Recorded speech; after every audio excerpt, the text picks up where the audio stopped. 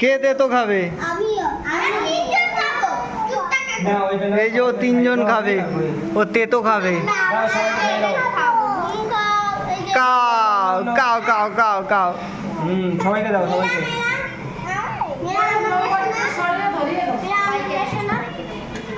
এই যে আগু এখন কেক খাচ্ছে আমাদের হানুমান। হানুমান এদিকে তাকিয়ে খা। তাহলে কি তুই? তাহলে নাম কি তোর? মিন্ময় দেবনাথ।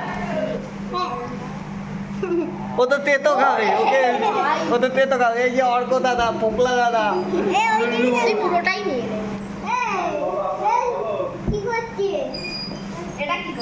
এ তোর বাবাকে খাওয়া। ওই যে চলে এসছে।